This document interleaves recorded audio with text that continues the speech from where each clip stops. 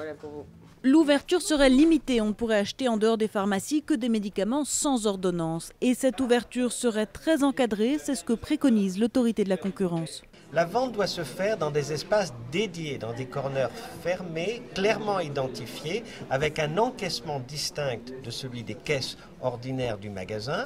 Elle doit se faire, c'est très important, sous la responsabilité d'un diplômé en pharmacie, parce que le médicament n'est pas un produit comme un autre et il ne doit pas être banalisé comme les produits de grande consommation. L'autorité de la concurrence en attend une baisse des prix et elle la chiffre. Nous estimons que la baisse des prix pourrait être de 11 à 16%, soit un gain pour les patients en France d'environ 270 millions d'euros, un peu moins de 300 millions d'euros. Selon les pharmaciens, cette ouverture leur fera perdre 5 à 10% de chiffre d'affaires. Ils estiment que le manque à gagner devrait être compensé par de nouveaux revenus, tirés par exemple de leur action de conseil aux patients. Ça sera plus dur pour les pharmaciens économiquement, mais nous, aujourd'hui, on est en train de négocier une nouvelle rémunération basée plutôt sur le conseil et l'entretien.